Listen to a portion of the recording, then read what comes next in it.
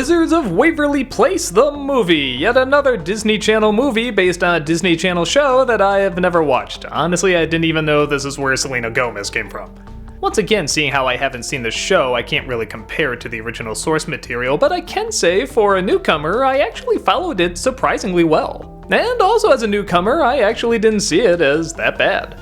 My first initial thought was it was going to be another Harry Potter spin-off like some of these other Disney Channel movies, but that's not really quite the direction it goes. Alex, played by Selena Gomez, is part of a family of wizards that lives on Waverly Place, but they don't stay there long as the mother decides they need to grow closer together. So the family takes a vacation, but the teens, being normal teens, are not having a lot of fun.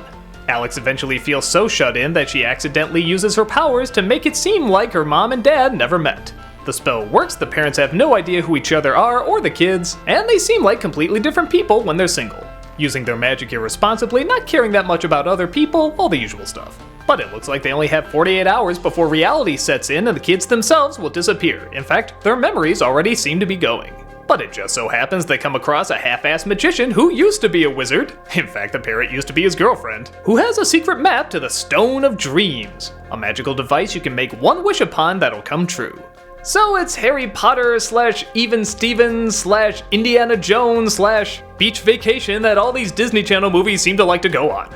Upon hearing the plot, you wouldn't think very much of the movie, and truth be told, its strength is not in its writing. Its strength is in its performances. In a lot of these Disney Channel movies, you always kind of feel like these actors are shoved together really fast, and yet they're supposed to act like a family, like they've known each other for years, and you can't blame them. I doubt they have much rehearsal and they have to just go. But here, because I think they did have years of being on a show, they really have a camaraderie. Alright, people! Let's move, this way. The other way. The other this way. They have the one-liners, they have the zingers, but they never seem too mean. They seem like the kind a normal family would make. Take for example this scene where the father asks for the wand back. Just give me the wand. Come on. Come on. Give me the wand. Give me the wand.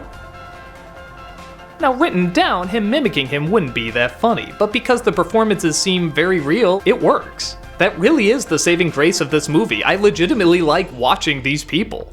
Nobody seemed out of place, no one was giving an awkward acting job, they all seem legitimately believable. Even something as silly as this magician talking to his parrot. It's so dumb, but by God, every minute he's on screen, I believe that parrot is his girlfriend. He sells it as well as Jimmy Stewart does, making you believe there's a rabbit in the room. Yeah, but I know you were sentenced to 50 years in feathers. But if you take the stone first, they'll disappear forever.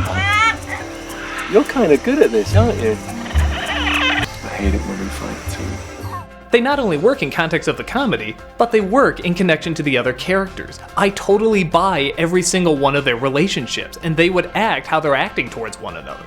The only part where I get a little lost, and again, maybe this comes back to having to know the show, is that there's this competition at the end that they have to go through in order to become real wizards, but it kinda springs out of nowhere in that they talk about a little bit, but you don't think it's gonna be the climax. They both have to try in order to become real wizards so that they can get the spells to put everything right, and yeah, it's pretty, it's neat, it's creative, but I just don't think it was fully explained or worked into the story that great. Especially when you find out what saves the day, it almost kinda seems pointless. But still, most of the funny moments work, it looks nice, it's creative, and even some of the dramatic moments hit bullseyes. And again, that comes from the surprising believability of these performances. Does every joke work? No. Does every line work? No. Are there awkward moments? What Disney Channel movie doesn't have that? But still, at the end of the day, I like watching this family. They're snarky, but you can tell they love each other, and it doesn't feel manipulative. It's the same way Malcolm and the Middle act so mean to each other, but at the end of the day, you know they're a unique unit. And they still function as a caring family. That's more than enough for me to say this ain't half bad.